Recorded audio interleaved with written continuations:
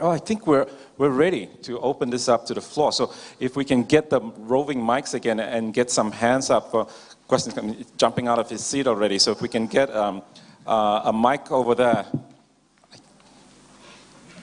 down in the front here. Okay, here it comes.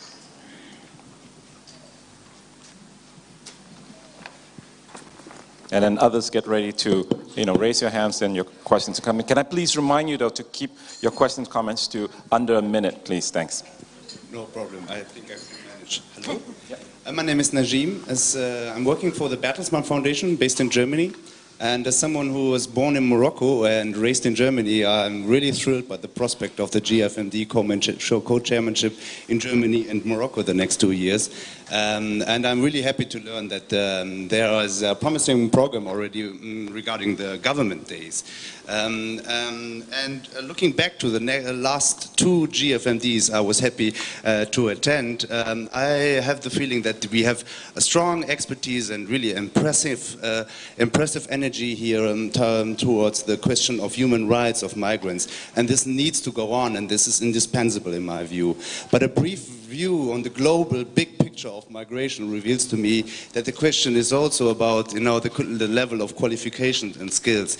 I think you don't have to invest very much energy to convince receiving countries about high-skilled migrants. I think they are very happy to receive them. The question is about lower-skilled migrants, where the thing becomes more delicate. So for me personally, it is high time to think about how to transform, lower-skilled migration into high-skilled migration, so that this can open up legal pathways for migration. And there is one very visionary idea developed by Michael Clemens from the Center of Global Development in Washington, the so-called Global Skills Partnerships, that foresees in essence, just in elevator talk, that you need a transnational cooperation between countries of origin and countries of destination already in developing the skills. So targeted investments in the vocational systems of countries of origin in order to serve both the skills needs in countries of origin as well as in countries of destination. I think there is a huge potential, and my foundation is already testing the feasibility of such an endeavor in Morocco and the Philippines. And I'm happy to learn that such questions will be part of the government days in Germany. But from my view, it's high time that also civil society engages in this debate. As we only have 6 months to go now, I think it's really high time for action. And I would like to come up with a concrete suggestion here. And there is an open space indicated in the program. And I'm happy to meet people who are interested in this topic so that we can prepare ourselves for this debate in the framework of the civil society days, because we learned only about the government days so far, and this goes also to the organizers and the architects of the civil society days. Human rights are indispensable, and there needs to be defended, I think, eternally, perpetually. But it's also high time for us to include the skills development aspect to these debates. Thank you so much. Thank you. Others? Really? Are we really that tired? Yeah, we have a hand over here. Mike there. Yeah. Naila representing here with us. There was a very powerful discussion in the global supply chain and also the migrant in crisis and forced displacement issue. I would like to underline the importance of having a follow-up discussion in the next GFMD. There are lots of outcomes that has come up with very interesting. Good, okay. Some things we can come back and answer. Was there somebody with another hand right there? Oh no, back here. We're so tired, our hands can't even stay up anymore. Yeah, okay. Thank you. I'm Willy from Solidarity Center Indonesia office. This is my first time to participate in the GFMD, and it's impressive to see and to hear the experiences of people from all over the globe. And we discussed, debate a lot of things about our fellow migrant workers. But yeah, among the hectic agenda or programs, I think we should also allocate a few moments, at least to reflect together, or to think of, how to reflect and to remember our fellow migrant workers who are now being oppressed, or who are working hard in their workplaces. So that it is not only the chance for us to be here and to discuss about them, but also to reflect and to think of them, maybe in the form of, I do not know, prayers together or whatever kind that we could make in the end of the program. Thank you. Good point. Yeah, to keep migrants in our consciousness all the time. Okay, Ellen Sana. Thank you. Good afternoon. I'm Ellen Sana from the Center for Migrant Advocacy. We are a migrant NGO in the Philippines. In our session on the recruitment reform, and the session facilitated by Ignacio, and then yesterday and in the morning's session on SDG and the role of GFMD, first on the session of Ignacio, our request in terms of for the body here is that in relation to the Global Compact, is that minimum that we go through this inclusive regional processes. And then at the national level, it would be well and good if that can be also supported, but we'll try to work our way, at least at the national and the local. But we want to have that commitment, at least from the development agencies present in this forum, to ensure that there is this inclusive regional consultations happening, hopefully before the GFMD 2017. So at least concretely, we are looking at the Global Compact all the way to 2018, and this is something very concrete to work on. But that said, I think that it's not a matter of let's go forward for the Global Compact, because prior to that, we have been discussing the SDG. And prior to that, we have been discussing the 8 points, 5 years. And we should not be moving forward and leaving all these things behind, because this is something that we very much take ownership of, not only the inputs, but the processes. So in the morning's discussion on the SDG and the role of GFMD, we are inspired that there is indeed a role for GFMD, because we have been saying informal, non-binding, voluntary forum of governments on migration. So with the SDG, we are trying to have a role for the GFMD. The proposal this morning was to come up with probably some reporting or monitoring mechanism. Of course, it emanates from the national governments, but hopefully, for example, in the Philippines, where we have no problem working with the particular agencies of government, especially those involved in migration on the SDG, then we can do it together. But it doesn't stop us from making parallel reporting as well. But this is just to keep the process moving. So we don't just discuss what it's all about and then we move on to the next topic. And of course, for us, civil society, it's important to always remind ourselves that we are not doing these things just because they started to do the SDG and the Global Compact. This is a challenge for us that all those advocacies we have been working on should be able to find ways to use these platforms, SDGs and Global Compact and the GFMD, to make sure that we are making progress in the process. Thank you. Thanks, Ellen. Yeah, I see Michelle Klein-Solomon's hand jump up, maybe in response to that, and then we'll jump to Shakira. So Michelle, first over here, if you can pass the mic down over there. Thank you very much, Colin, and I did want to respond specifically to Ellen and Ray, Michelle from IOM. I think, Berenice, you raised it as well in your comments, that beyond exchanging across regions from civil society about good practices, need to create common voice and advocacy. And I'm so glad, Ellen, you said what you just said about utilizing the 5-year, 8-point plan and not losing sight of that, but building on that to create a common civil society voice heading into the compact. And what I would really encourage is, because I do believe the voices are stronger when they're unified. They're much stronger when they're unified.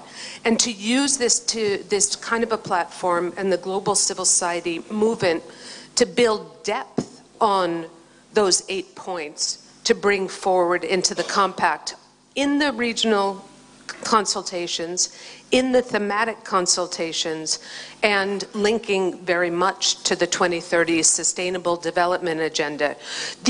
You're absolutely right that these global gatherings are marking points in our work together, but they're not the beginning and they're not the end. And the work has to continue regardless of those, but these can be important milestones, important markers that can help regenerate energy and move forward. So I'd really encourage the panelists to respond to what Ellen just said and think about, and what Berenice said, to think about how you can continue to deepen the collective voice to be relevant and influence the discussion. And we're very happy as IOM at all levels to help provide you that voice, working obviously in partnership with the others. Thank you.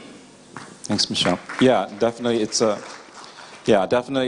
long-term vision. Thank you very much. I'm Shakirul and I'm representing a migrant or workers organization based in Bangladesh. Yes, it was very rich and insightful discussions on rights, global governance of migration, protection, justice, and all these things. And I believe that, yes, we will have a good set of recommendations. But if we look at the banner behind the dais, it's time for action. So my question is, what is our action forward?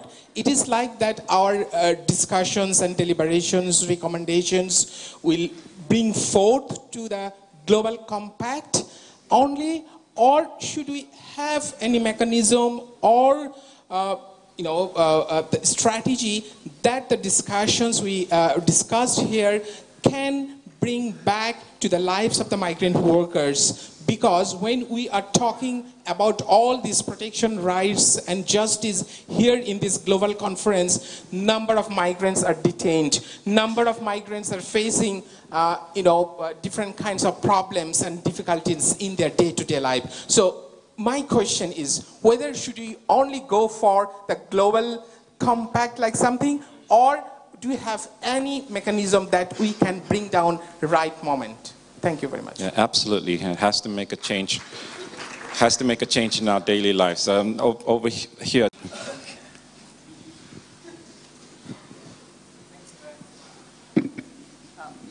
Good afternoon, everyone. Actually, the thing is, I can see the co-chair for the 10th GFMD and the representative from the German civil society, and I thought it's really a unique opportunity to kindly request. Maybe I should just briefly give an idea. I am one of the 6 youth delegates representing this, participating in this 9th GFMD in Dhaka, and I'm from Bangladesh. I spent last 2 years and still I'm living in Germany. So I thought it's quite a unique opportunity to request you, to have an inclusive, to have a clear, precise, and ambitious inclusion of youth perspective in the 10th GFMD that's going to take place in Germany. And given the fact that a huge number of migration and Germany in a way kind of an epicenter of this huge international migration and this huge youth mobility that's happening over there, I thought it's kind of really once I mean, it's a big opportunity really to come up with something very concrete and holistic on behalf of the youth. And I would like to request you to think on that and really make it happen for all of us on behalf of this huge youth on the move. Thank you very much. Yeah. Yeah, definitely. I think we made some good advancement there, and maybe we can kind of incorporate it into next year's GFMD civil society space as well as the government days. Just back a little bit. Oh, okay. Hi, I'm Dominic from Copen in Malta. We're a member of the Destination Unknown campaign about the rights of children on the move. This morning in the newspaper here, I read that slum children here, slum-dwelling children, are working 64 hours per week. Many of them in the garment industry. I'd like to reinforce what the lady said from Education International. Education is pivotal. It's absolutely crucial for our work, and it's paramount. One, for children, for young people, and also in adult education who are on the move. But secondly, also for educating those that directly or indirectly are contributing to social injustices at a global level. We need to make people in the Western world understand that if they buy a t-shirt for €3 and then throw it away and a week later they buy another one, that is a direct impact on these kids here in Bangladesh. And this can be done through awareness raising, but it's much stronger through education. So I just would like to reinforce what you had said before. Thank you. So a reinforcement on education. We'll take one last one back here. The gentleman over here. Oh, right there. Put up your hand, sir. There you go. And then... Thank you. Very quick question. This is the 9th GFMD. Now, my question is, isn't it the time to hold GFMD in the Middle East, where majority of migrant workers not only don't have the very basic rights, but they don't have the means to defend their rights. They don't have trade union. There is no strong civil society to coordinate with the trade union, where trade unionism is very limited in only few states of in the GCC or in the Middle East in general. Okay, that's all. Thanks, and maybe so that's a question that can be. You can bring the mic back, please. Sorry, I'm so sorry. Thank you. Yeah, so maybe that's a question that you can actually specifically address to your governments in terms of they need to offer up to host it. So that would be a good point. So last question from Kadi. Thank you, Colin. Yeah, French. Ok, merci. La question que je voulais soulever, c'est vrai qu'on a parlé du temps de l'action, time for action. Et je trouve que à partir de ce forum, 6 mois après, est-ce qu'on a le temps vraiment de faire une réelle mise en œuvre ou bien avoir des résultats avant le prochain forum d'Allemagne? La deuxième question, c'est on parle de gouvernance mondiale inclusive des migrations. Et je pense qu'il y a des partenaires de cette coalition pour la bonne gouvernance des migrants qui ne sont pas là, que sont les institutions sous-régionales africaines, la CEDEAO, l'Union africaine et beaucoup d'autres partenaires comme des chefs d'État engagés qu'il faut impliquer. Mais souvent, ils sont là que, voilà, et ils ne viennent même pas si on les implique. Donc, je pense que la question essentielle, c'est aussi les partenariats. Et la dernière question que je voulais poser, et c'est plus, ça s'adresse à l'Allemagne, la question des visas. La question des visas, on va faire un autre Global Forum.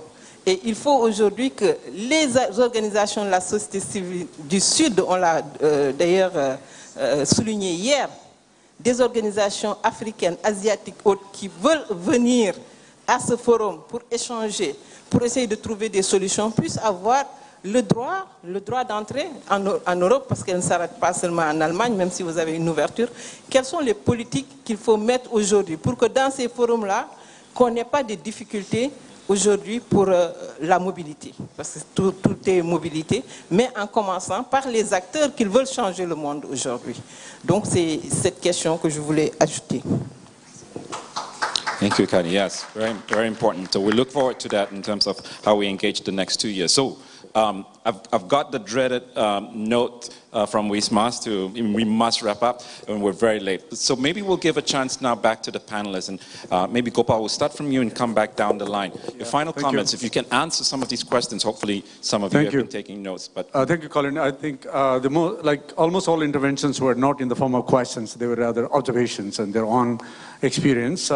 Just to start with very quickly, in a few seconds, Nazim was asking for skill and qualification development. In fact, it's important, but together with that, I think we need to keep the house order first in order to demonstrate our ability and our performance and our commitment. For example, we need to ratify some of the conventions. We need to have legal framework within our own country, because the same sending country can also be a receiving country in that point of time. There are examples. So I think that's a very valid point.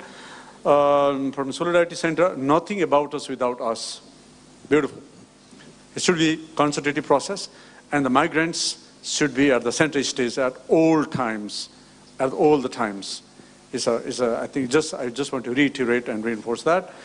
Yes, our colleague from the Philippines was asking about some sort of reporting mechanisms in order to operationalize somehow the compact's provisions is highly important.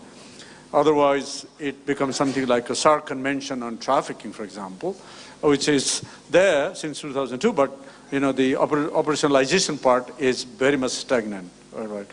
And common voice with diverse constituency, as Michelle said. Michelle was just reinforcing about common voice. And so for us, we've been exploring all our constituency members, to work together and to set a common standard benchmarks for common minimum agenda. So that is what this is in our pipeline. Evan and myself and our colleagues were discussing about, mobilizing our own constituencies, to build up our better conceptual clarity on post-migration issues, particularly on the two compacts, the interlinkages between the two compacts. And yes, circle role, building synergy, mobilizing media, also important, because the media should highlight both sunny side and the wood side of the migration. And so we should be working more vigorously on these issues. Thank you for raising this. And yes, about youth, for the first time, during the biannual convention of Asia Pacific Refugee Rights Network, which was held a couple of months back in Bangkok, youth has been chosen as one of the 6 themes. So bravo, youth. So youth will be in our center, in the coming days. It's a new thing, but it's a very vital theme. So we'll be working on the issue of youth and refugees very much. All right, thank you for raising this. And you don't have to answer all of them. I think that's done. I think on my part. Thank you. Thank you so much. Thank you very much. Gopal, please. Samira. National are really interested in GFMD and migration issues. And this has been the case, at least for the last 25 years.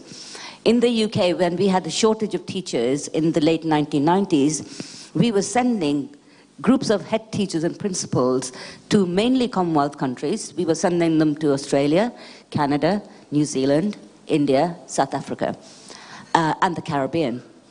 And what transpired as a result of that was that as a union, we were getting casework of migrant teachers on our shores, in our streets, who had been made destitute because the recruitment agencies had lied to them. The recruitment agencies had treated them so badly that we ended up with lots of casework, which meant that we had to think about a policy on migrant teachers. And not many of you might be aware, but we did a lot of campaigning within the National Union of Teachers on developing a protocol for the recruitment of teachers. There is in existence, signed in 2004 by Commonwealth Education Ministers, a Commonwealth Teacher Recruitment Protocol. And that is a model that is also being looked at by the African Union. So there, And similarly, there is also a Commonwealth nurses recruitment protocol. So I think in the debates that we are having in GFMD, we should also look at other examples of where other work has been done and not reinvent the wheel. At the same time, because this is a global phenomena, so it's not only that there has been migration from the global south to the global north, we are also seeing now south-south migration of teachers, particularly on the African continent. And therefore, Education International established a task force on teacher migration, which looked at issues of teacher migration globally. And one of the things that the Education International has done is that it has created a portal which is on migration of teachers, and which is now being expanded to look at refugee education and other matters. So what the protocol does is that it outlines for teachers who are migrating what their rights are, what their responsibilities are, and what information they need about the destination countries and what they should expect in terms of the realization of their rights. So I think the point of this long-winded kind of response at the end is that there are examples of good practice and things that have been happening that we should actually look into those in the processes leading up to the Global Compact and not try and reinvent the wheel. Yeah, very good point. Thanks, Amita. Berenice. Okay, yo quisiera decir dos cosas. Uno, creo que podemos llevarnos cosas muy concretas de aquí que salieron de este foro mundial. Por ejemplo, específicamente en el side event sobre retorno y readmisión, ¿no? Hay ya una red ahí, hay algo importante. Les aseguramos que desde la región, ante las políticas que está habiendo en Estados Unidos, ante la elección del nuevo presidente, vamos a tener mucha acción. Estamos articulándonos ya transnacionalmente y participar desde el Foro Mundial y vincularlo con este side event sobre readmisión va a ser muy importante. Y la otra cosa es retomar la cuestión de consultas regionales para el Foro Mundial, pero también poder llevar a quienes están liderando el Global Compact a los países, ¿no? En el marco de los mecanismos regionales. Sería muy bueno, va a haber espacios de mecanismos regionales, entonces ¿por qué no llevar ahí las conversaciones globales y también en lo local? Sería muy bueno empezar el Foro Mundial en Alemania con un seguimiento de cuáles fueron las acciones que pudimos implementar o dar seguimiento de este foro, y sobre todo ante las adversidades que hay, no solamente en América, sino en Europa y en todas las regiones. La perspectiva de género. Llevar el lente de género en todos los espacios y en todas las mesas para analizar las discriminaciones desde una visión intersectorial. Gracias, Berenice. Sofía. Yeah, I would also like to take up a few comments from the plenary. I think the one that you mentioned to also engage with the regional agencies and partners. I think, as we know, like especially in Germany, we are aware that the regional or that migration governance is also a European issue, a European Union's issue. And there is a lot of engagement between the European Union and the African Union, or the European Union and certain African states. I mean, our African friends have already mentioned the Valletta process and stuff. So I think it's important that to bring these kind of discussions also at the GFMD, and to link the discussions of the global governance with the regional governance more effectively, and like with the rights-based approach that we follow here. So this is to echo also the questions on visa and mobility transcontinental.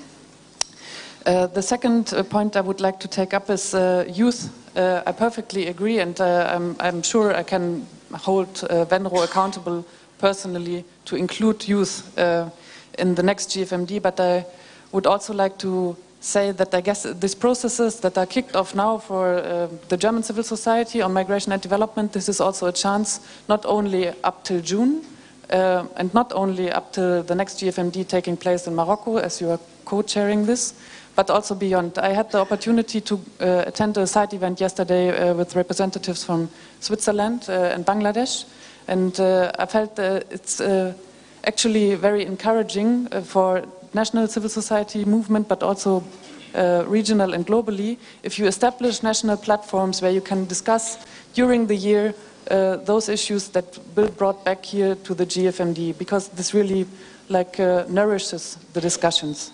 So I felt very eager to follow this.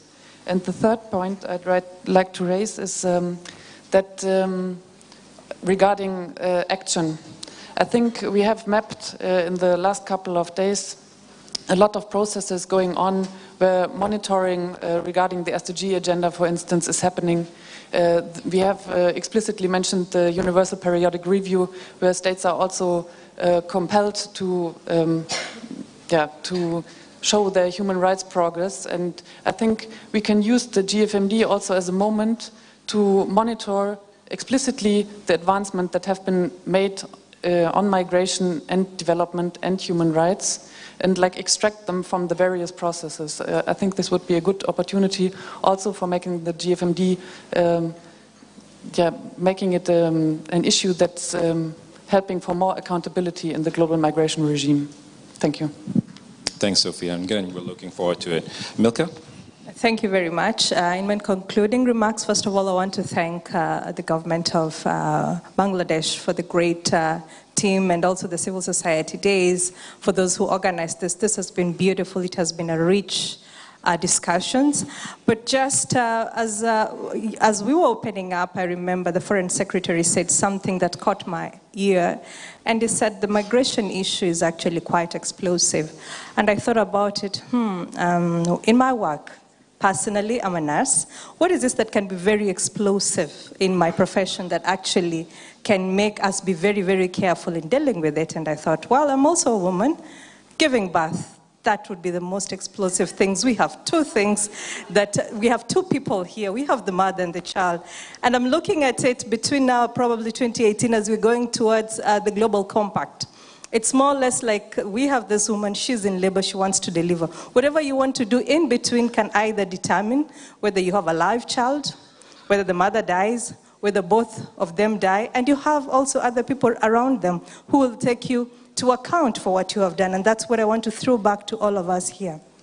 Each one of us have a role to play, whether you be the doctor, whether you be the midwife, whether you be the significant other, the husband, whether you're going to bring the sugar to make sure that the mother goes through this process well and delivers well. If you're the midwife, if you're going to, as we say, hold the perineum well so that the baby comes out, then I remembered my teacher told me, Milka, whether you like it or not, the baby will come out. It's not unless it lies wrongly. So the Global Compact is here.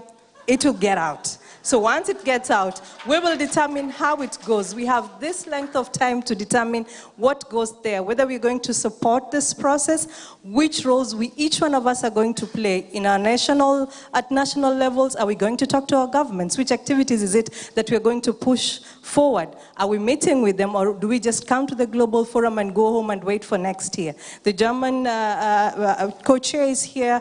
They've said with the civil society, they're already ready. So for us, in our different areas, what is it that we can be able to make sure that even as we think about this compact, the delivery will be safe? That's a question to you. Thank you.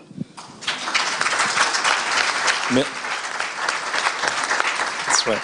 Milka will be giving a class on midwifery outside across the street at 5 o'clock.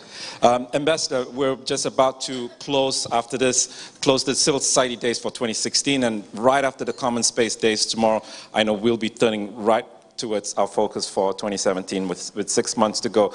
John Bingham is losing sleep already, worrying about how to get this done. But last words to you as we begin to shift our focus. Okay. Dear friends, don't put too much pressure on yourself. Yeah?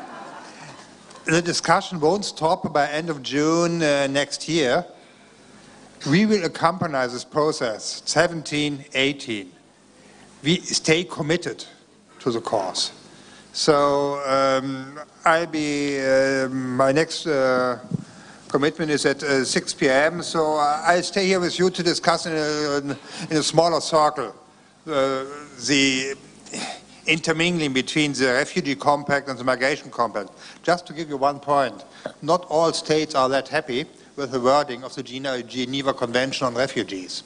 So really, if we overdo it, They have a marvelous reason to say, all are refugees, so we reduce the level for all of them. So it's difficult. We can work on it, but please don't put yourself too much under pressure.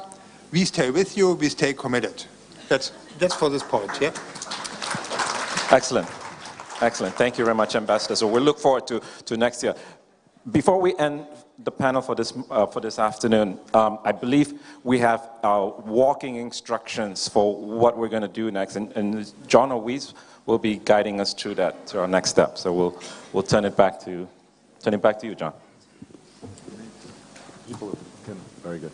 Yeah, no, I'm just going to introduce and welcome to the front for some advice for us all for common space tomorrow in the opening ceremony of the government days tomorrow morning. I'm happy to welcome to the front one of the Bangladesh superstars in the Ministry of Foreign Affairs, Ambassador Riaz Hamadullah, who we all remember because he was that groovy guy last night serving as master of ceremonies in that fine party. So Riaz, if you could take us through some of the advice for what to do tomorrow morning, that would be great.